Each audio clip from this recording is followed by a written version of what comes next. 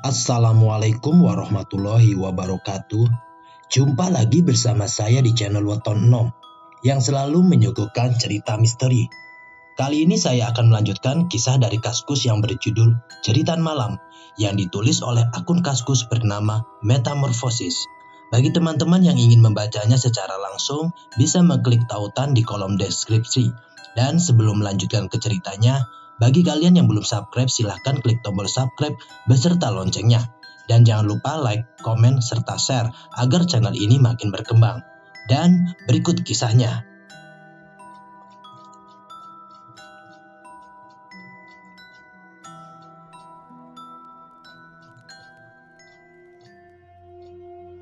Pagi harinya aku terbangun dengan rasa penasaran yang mengganjal di hati. Suara geraman hewan apa yang suaranya bisa membuat ciut nyali orang yang mendengarnya. Begitu juga dengan suara pukulan di dinding kamar yang terjadi beberapa kali. Masih ada rasa ngantuk yang mengganjal di mata ini. Pantas saja, aku masih merasakan ngantuk. Ternyata waktu masih menunjukkan pukul 5 pagi. Akhirnya aku putuskan untuk jogging di halaman mes pagi ini, sekaligus mencoba melihat-lihat di halaman. Barangkali aku bisa menemukan jawaban atas semua rasa penasaranku.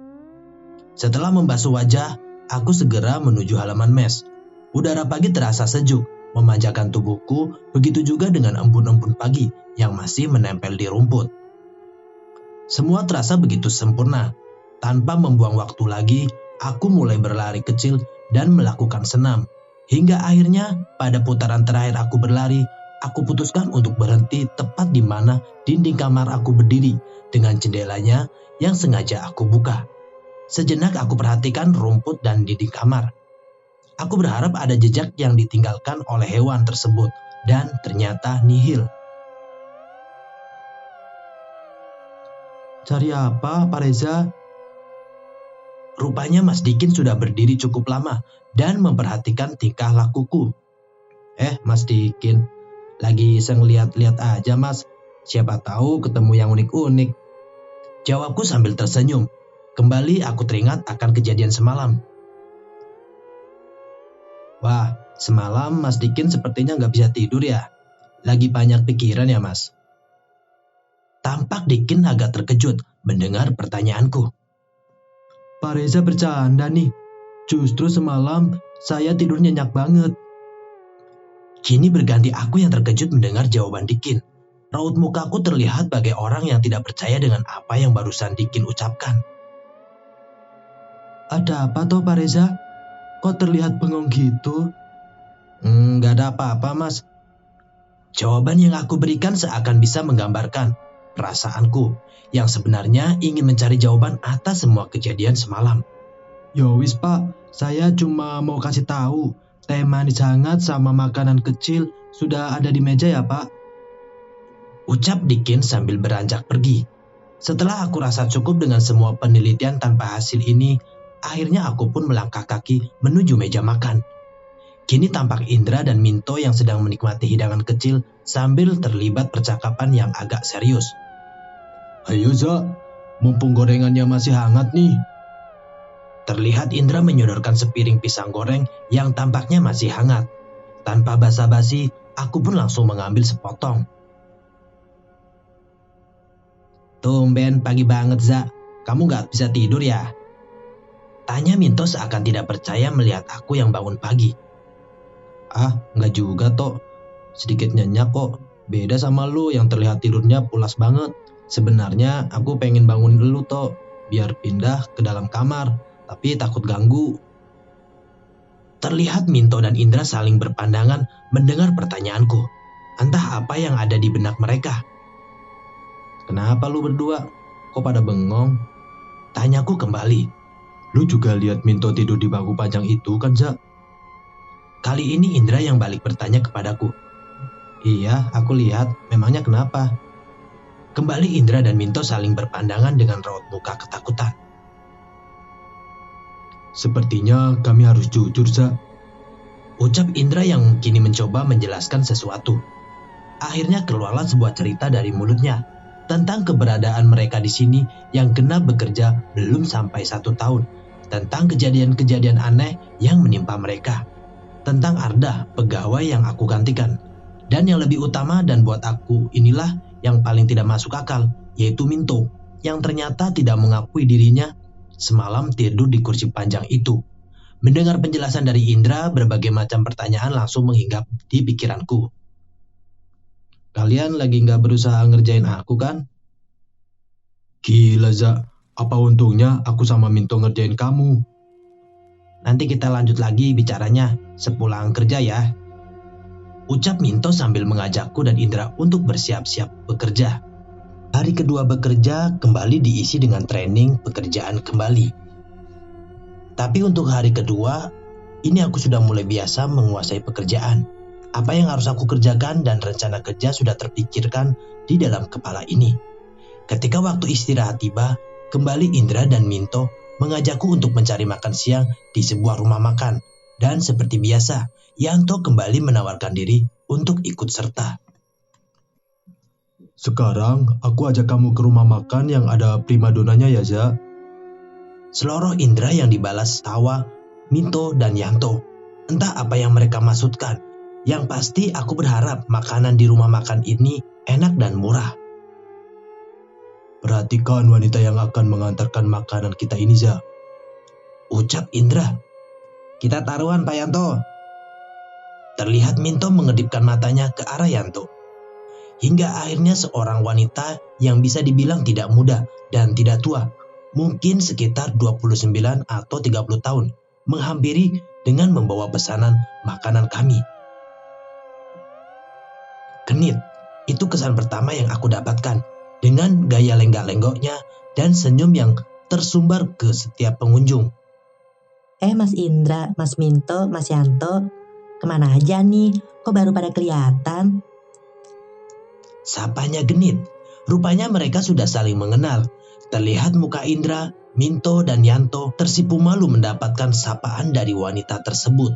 Dan yang sangat terlihat mencolok di penglihatanku adalah tatapan mata Yanto yang hampir melompat keluar melihat belahan payudara yang tampak tersembul di balik baju kebayanya yang terlihat agak ketat. Lagi sibuk, Mbak. Sepertinya lama nggak lihat. Jadi tambah cantik aja, Mbak. Ucap Minto mencoba matanya tidak berfokus pada payudara tersebut. Bisa aja Mas ini. Jawab wanita tersebut sambil tertawa genit. Wah, bawa teman baru toh. Ucapnya kembali ketika melihat ke arahku yang mungkin terasa asing buatnya. Siapa namanya Mas? Terlihat wanita tersebut mengajakku berkenalan dan menjulurkan tangannya. Reza, jawabku menyambut uluran tangannya. Halusnya tangan wanita itu seperti menghipnotisku. Ada sebuah kekuatan atau entah harus aku namakan apa. Yang pasti jabatan tangan itu seperti menyalurkan sebuah energi yang membuatku terpana dan enggan untuk melepaskan secara cepat jabatan tangan tersebut. Panggil aku Hesti, Mas. Kalau perlu tambahan yang lain, jangan sungkan-sungkan panggil aku ya. Ucapnya dengan ramah. Entah karena keramahannya aku melihat wanita yang pertama kali aku lihat biasa aja seperti wanita-wanita pada umumnya. Kini memberikan sensasi yang berbeda. Kulitnya yang putih kecoklatan. Lesung pipinya, permainan matanya yang berjalan selaras dengan bibirnya kecilnya yang bergerak genit. Kalau begitu, aku melayani yang lain dulu ya, Mas. Sambil tersenyum, Hesti melepaskan jabatan tangannya dan meninggalkan kami dengan lenggak-lenggoknya. Woi, Za. Tegur Indra sambil menggerakkan telapak tangannya di depan mukaku. Gimana, Za? Apa penilaian kamu? Tampak Minto dan Yanto menantikan jawabanku. Apa, Za? Kok malah Tanya Indra kembali. Sinden. Loh, kok sinden? Terlihat Minto tertawa sambil menepuk jidatnya. Ya kan gak salah, sinden itu kan pakai kebaya. Ucapku membela diri. Gak begitu juga kali, Za. Sinden tuh pakai kebaya lengkap, disanggul. Lah ini kan enggak. Kalau ini dipakai kebaya, pakai celana jeans, rambut digerai, beda lah. Yanto mencoba menerangkan perbedaan sinden dengan bukan sinden. Maksud aku tuh Za, gimana tuh cewek? Cantik apa enggak? Ucap Indra sambil tertawa. Awalnya biasa aja. Aku biasa lihat cewek seperti itu di Jakarta. Kamu bilang kan awalnya, terus gimana sekarang? Tanya Indra penasaran. Lama aku terdiam untuk tidak menjawab. Semua sengaja aku lakukan untuk memberikan rasa penasaran kepada mereka. Gimana Za? Akhirnya Minto pun ikut penasaran. Sekarang aku pening kalau melihatnya. Mendengar jawaban yang terlontar dari mulutku, serentak mereka tertawa terbahak-bahak. Pening apa nahan nafsu Za? Ucap Yanto sambil menghentikan tawanya. Ya begitulah, jawabku sambil ikut tertawa. Itu yang kami rasakan Za. Terlihat raut muka Indra menjadi serius. Tapi kami bisa menahan rasa nafsu itu. Begitu kami mengingat apa yang pernah terjadi pada Arda. Arda? Maksud kalian apa? Apa yang terjadi dengan Arda? Tanyaku dengan rasa penasaran. Sore hari sesampainya di mes, kembali berbagai macam pertanyaan yang sedari siang tadi bersemayam di kepala ini segera terucap. Kini Minto dan Indra tidak mempunyai pilihan lain selain menjawab semua pertanyaanku. Sebenarnya apa yang terjadi di mes ini? Ucapku mulai pembicaraan. Apa yang terjadi dengan Arda dan apa hubungannya Hesti dengan semua ini? Terlihat Minto dan Indra saling pandang. Kamu aja tuh yang nerangin. Ah, kamu aja Indra, sumpah. Aku gak cerita aja udah merinding, apalagi disuruh cerita. Kini tatapan mata Minto memandang ke semua sudut ruangan, seakan khawatir setiap ucapannya ada yang memperhatikan. Ya kalau gitu ganti-gantian aja. Kamu pikir aku gak takut apa? Ucap Indra kembali sambil ikut memperhatikan seisi ruangan. Buat aku semua ruangan di mes ini tidaklah menyeramkan. Tapi harus aku akui, ruangan yang paling nyaman di mes ini hanyalah ruang tamu. Entah mengapa bagian ruangan yang lain hawanya terasa lembab dan dingin. Sebenarnya aku enggan menceritakannya Za. Aku takut kamu jadi nggak kerasan untuk tinggal di mes ini. Dari arah pembicaraan Indra, aku bisa menangkap arahnya. Semua pembicaraan ini pasti akan mengarah ke hal-hal yang berbau mistis dan klinik. Tenang Indra, semua ucapan kamu nggak akan aku telan bulat-bulat ya. Ucapku menepis keraguan Indra. Aku orang yang lebih mengutamakan logika berpikir dibanding harus ketakutan untuk hal-hal yang tidak masuk akal. Sebenarnya kejadian-kejadian yang menyeramkan dan tidak bisa diterima oleh akal sehat sudah terjadi dari dulu Za. Kini Indra mulai menerangkan. Dari dulu? Tanyaku dengan keheranan. Sebelum aku, Minto, dan Arda menempati rumah ini. Di rumah ini sudah banyak kejadian aneh. Mas Dikin yang tahu banyak. Terlihat Indra serius menjelaskan detail tentang kejadian-kejadian aneh yang terjadi di rumah ini. Seperti barang yang terlempar atau berpindah sendiri, suara-suara rintihan, penampakan-penampakan yang selalu meniru orang yang menempati rumah ini, hingga seorang wanita yang berjalan dengan rantai di kakinya dan bentuk leher kepala yang patah. Sinting, zaman semodern ini masih mempercayai hal seperti itu. Ucapku sambil mengambil sebatang rokok dan mulai menghisapnya. Lantas, apa yang terjadi dengan Arda? Tanyaku dengan penuh selidik. Tampak ada rasa tidak nyaman pada diri Minto mendengar pertanyaanku. Arda meninggal bro. Jawab Indra yang kini ikut merokok untuk mengurangi rasa tegangnya. Meninggal kenapa? Sakit. Kembali aku bertanya dengan rasa terkejut mendengar orang yang aku gantikan posisinya ternyata sudah meninggal. Sudah 2 bulan yang lalu Za. Pernah ada orang Semarang yang mencoba gantiin posisinya dan tinggal di mes ini. Terus? Semua ucapan-ucapan Indra ibarat magnet yang menarik semua rasa penasaranku. Cuma bertahan seminggu, Za. Jawab Minto. Kalian belum menjawab pertanyaanku. Apakah dia sakit? Terlihat Indra berubah posisi duduknya. Yang semula menghadap dapur dan kamarku, sekarang berposisi membelakanginya.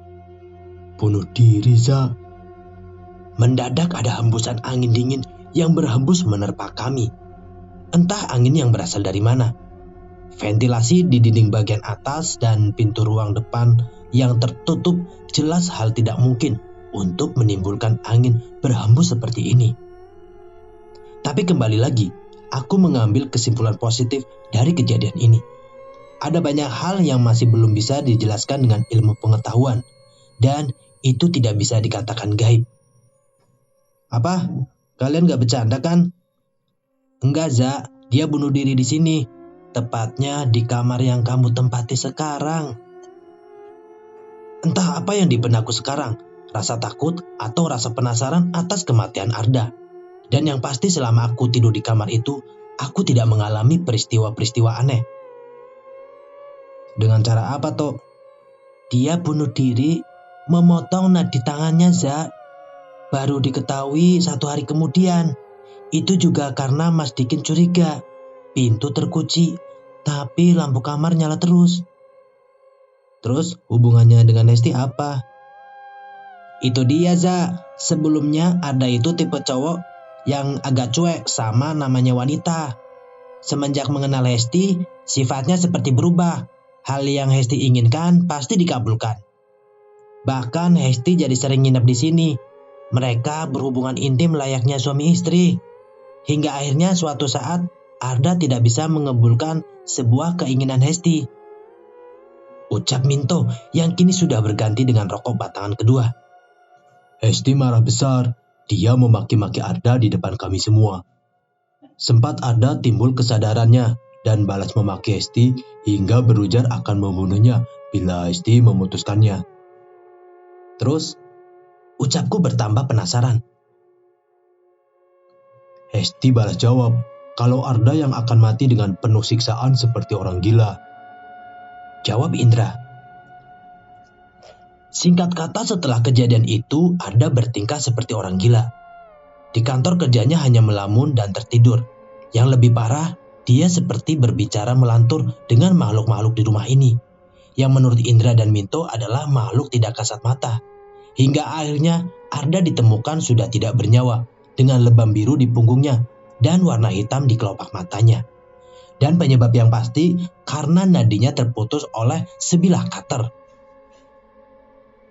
Bagaimana menurutmu, Za? Wajar nggak dia meninggalnya? Tanya Minto. Bagi aku, Ra, itu yang dinamakan depresi, stres karena diputuskan Hesti. Hal itu yang menyebabkan dia berhalusinasi dan memutuskan bunuh diri. Jawabku memberikan penjelasan logis. Kamu nggak pernah mengalami kejadian aneh di kamar kamu, Za? Enggak, jawabku santai. Memang benar adanya. Aku tidak mengalami kejadian aneh di dalam kamar. Tapi aku mendapatkan kejadian dan suara aneh di luar kamar. Tapi semua itu aku tutupi dengan harapan mereka tidak tambah mempercayai hal-hal yang mistis. Aneh, Za. Lawang orang sebelum kamu aja selalu diganggu. Bahkan sebelum keluar dari pekerjaan, dia selalu tidur di ruang tamu. Ucap Indra dengan muka keheranan. Lantas bagaimana dengan kalian? Apakah kamar kalian bebas dari kejadian-kejadian aneh?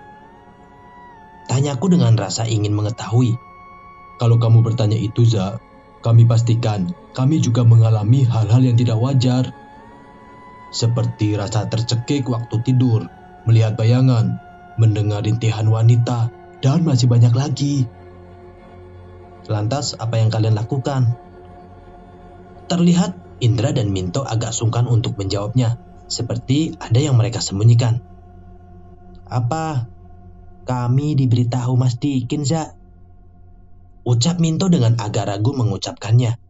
Diberitahu apa? Kami memasang sesuguhan, Za, untuk mengurangi itu semua.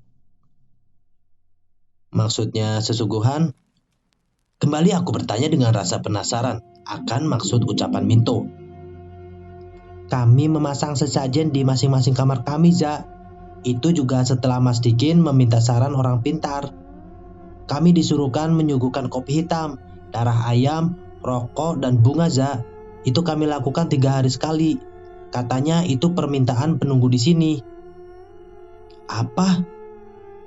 Ucapku hampir berteriak mengetahui tingkah bodoh mereka. Aku nggak menyangka di abad yang semodern ini masih ada manusia yang melakukan kegiatan seaneh ini, bahkan bisa dibilang terbelakang. Aku hanya bisa menggeleng-gelengkan kepala mendengar jawaban ini. Boleh aku lihat, Dra? Tok. Pintaku untuk mengetahui seperti apa bentuk sesungguhan itu. Akhirnya Indra dan Minto mengantarkan aku memasuki kamar mereka. Tampak di kamar Minto dan Indra sebuah nampan yang terbuat dari tembikar dengan benda yang mereka sebutkan ada di dalamnya. Entah apa yang ada di pikiranku saat ini. Tiba-tiba ada keinginan yang mendorongku untuk menendang salah satu nampan itu hingga berantakan. Terlihat Indra dan Minto saling berpandangan, seakan tidak percaya dengan apa yang baru saja aku lakukan. Gila kamu, Za. Wah, Za, kalau ada apa-apa, kamu penyebabnya nih. Pokoknya kamu harus sama-sama menghadapinya. Ucap Minto dengan nada ketakutan. Kita lihat aja, aku gak percaya dengan hal-hal seperti ini.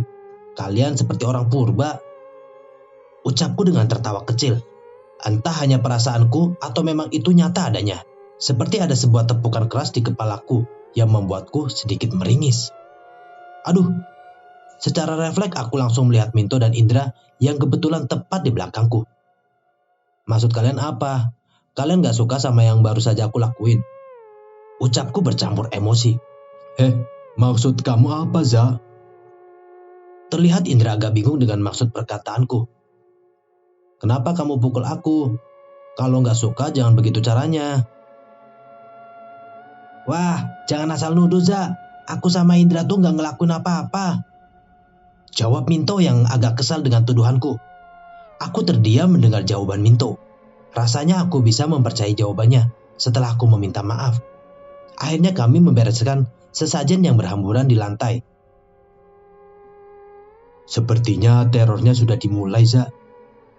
Ucap Indra merespon kejadian yang baru saja aku alami. Sudahlah, kalian terlalu banyak nonton film horor. Jawabku dengan tersenyum untuk mengurangi rasa ketakutan mereka.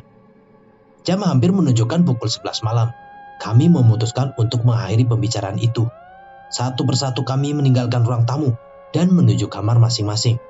Terlihat Minto agak enggan untuk memasuki kamarnya. Ada raut wajah kekhawatiran setelah peristiwa sesajen yang aku tendang di kamarnya. Mau tidur di kamarku, toh? Oh Gaza, kamarku sendiri aja aku takut, apalagi kamar kamu yang sudah terkenal kamar terseram di sini. Akhirnya Minto memutuskan untuk tidur di kamar Indra dengan berbekal selembar tikar. Gara-gara kamu nih, Za, aku bisa masuk angin. Ucap Minto dengan gaya merajuk. Bisa juga kamu bergaya cewek, toh. Sorry atas kejadian tadi ya. Jawabku dengan tertawa melihat tingkah pola Minto. Ini merupakan kejadian aneh selama hidupku, di mana seseorang bisa terteror di kediamannya sendiri, terteror oleh makhluk yang belum jelas bentuknya. Sosok makhluk yang gambarannya terbentuk karena obrolan dari mulut ke mulut, sehingga ketika mencapai mulut orang yang tidak mengalami kejadian, melihat atau merasakan peristiwa yang tidak masuk akal itu, makhluk itu akan tergambar menjadi lebih menyeramkan. Kembali aku tersenyum bila membayangkan itu semua. Sesampainya di kamar, sebelum tidur aku putuskan untuk mencari sisa-sisa peristiwa yang mungkin tercecer di kamar ini. Peristiwa tentang Arda mengakhiri hidupnya di kamar ini dengan sangat tragis dan dengan cara tersiksa. Aku bisa bayangkan ketika dia terbaring di ranjang ini dengan darah yang mulai keluar secara cepat dari nadinya, dan perlahan suplai oksigen ke otaknya akan semakin berkurang.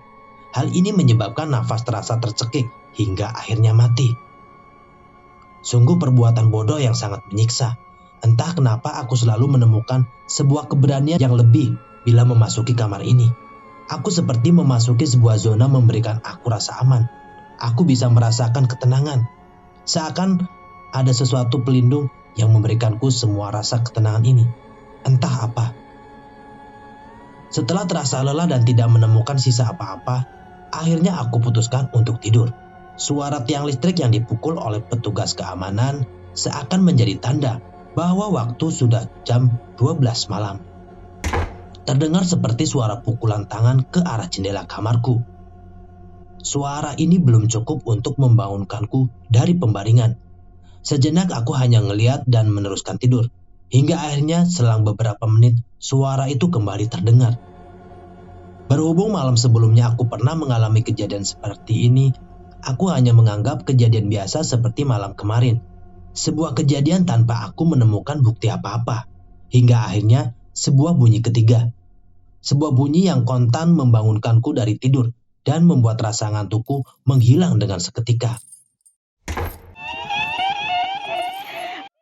Baik, suara apa itu? Ucapku dengan kagetnya.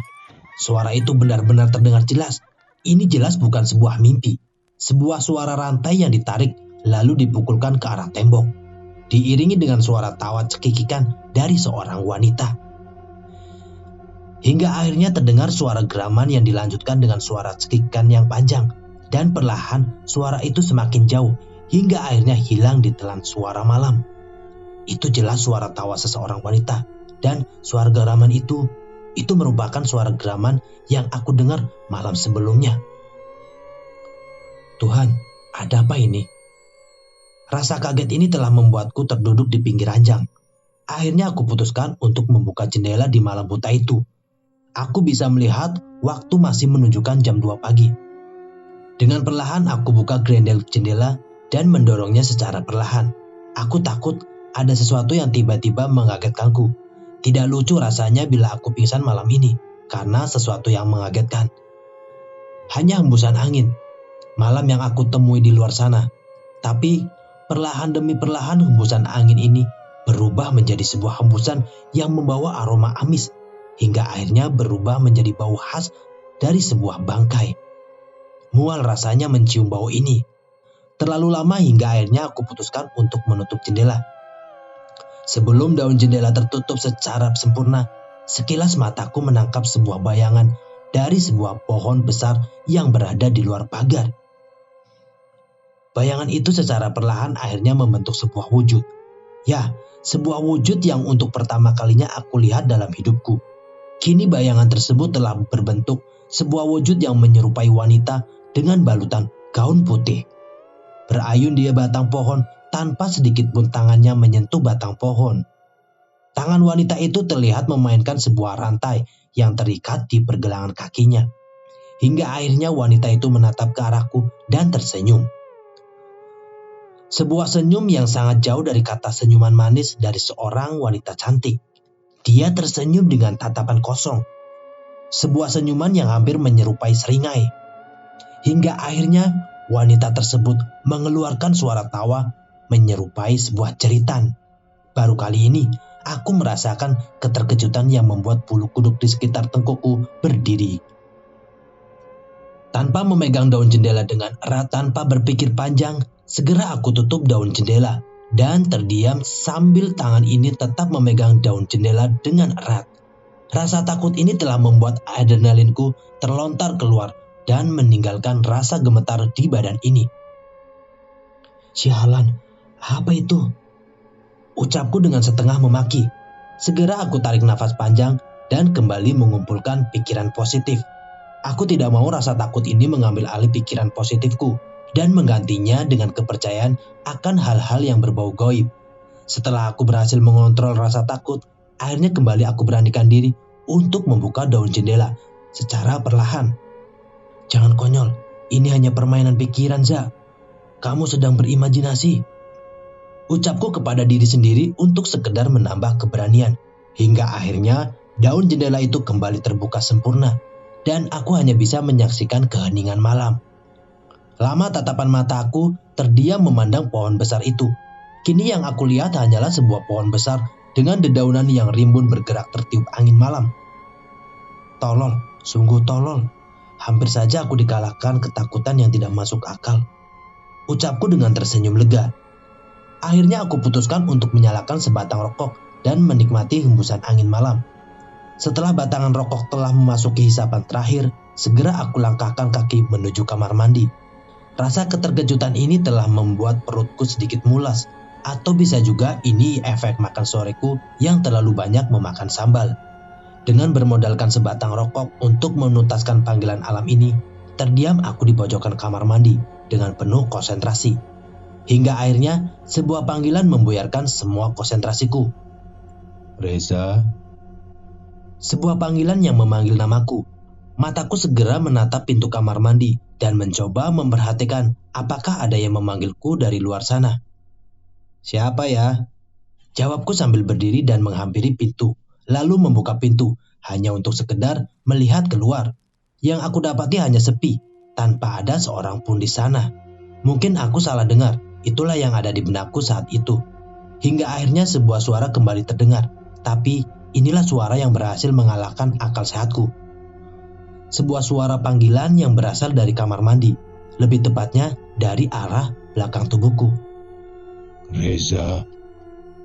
Rasa terkejut bercampur dengan rasa takut telah membuatku seperti seorang manusia yang terkena stroke mendadak.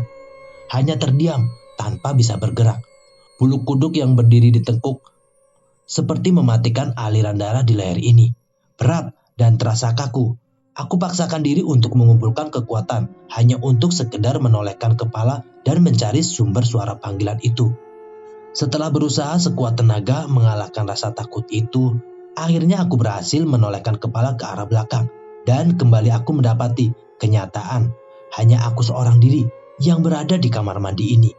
Hingga akhirnya sebuah suara panggilan kembali terdengar dengan suara yang menggema dan kali ini bisa meyakinkan bahwa arah suara tersebut berasal dari sumur tua yang berada di sudut kamar mandi. Reza? Za? Jantungku seperti mendadak berhenti, seiring keringat dingin yang membasahi wajah di leherku. Ini nyata, sangat nyata, dan tanpa berpikir panjang, segera aku tendang pintu kamar mandi dan berlari keluar sambil berteriak histeris.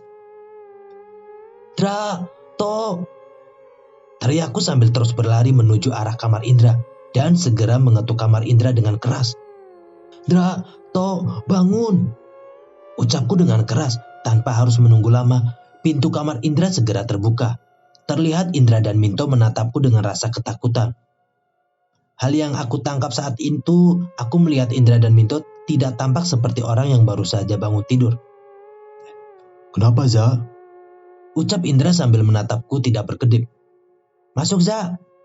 Terlihat Minto menarikku masuk ke kamar. Ada suara, jawabku dengan tergagap. Kamu dengar di mana, Za, suaranya? Ucap Indra yang kini terlihat ikut tercekam rasa takut. Di kamar mandi, Indra, saat aku lagi buang air besar. Jawabku dengan nafas yang masih memburu. Terlihat mata Indra dan Minto menatapku dengan rasa aneh, antara rasa takut dengan rasa menahan tawa di wajah mereka. Gila kamu, Za. Takut sih takut. Lihat tuh, masih belum pakai celana. Ucap Indra yang kini sudah tidak bisa menahan tawanya, begitu juga dengan Minto. Jangan-jangan, Za. Terlihat Minto menutup mulutnya. Apa? Ucapku dengan rasa penasaran. Parno rasanya mendengar ucapan Minto. Kamu belum cebok juga ya? Aku hanya terdiam malu menyaksikan tingkah lakuku yang seperti orang tolol. Indra dan Minto kembali tertawa. Temenin aku cebok dan nyiram toilet dong. Pintaku sambil meminta sebuah celana pendek hanya sekedar untuk menutup kemaluanku. Oh gak ah, takut. Indra aja tuh. Jawab Minto sambil menunjuk ke arah Indra. Terlihat kepala Indra juga menggeleng tanda menolak. Enak aja lu, To. Aku juga takut. Ada apa ini bapak-bapak? Terlihat kini Mas Dikin sudah hadir dengan wajah keheranan. Mungkin dia terbangun karena terganggu dengan suara ribut-ribut ini. Matanya memperhatikan dengan heran akan kondisiku yang tidak mengenakan celana dan hanya menutupi bagian kemaluan. Loh, Pak Reza. Ucap Mas Dikin dengan rasa keheranan. Akhirnya aku putuskan agar Mas Dikin mengambil air yang berada di dalam kulkas. Setelah mendapatkan air kulkas yang dingin, segera aku langkahkan kaki keluar rumah hanya untuk cebok di luar sana. Sungguh rasa malu sudah tidak aku rasakan malam itu. Rasa malu itu sudah dikalahkan oleh rasa takut. Semoga tidak ada orang yang melihat aku di luar sana. Bisa-bisa mereka berpikir aku sedang melaksanakan ritual. Ucapku berharap di dalam hati.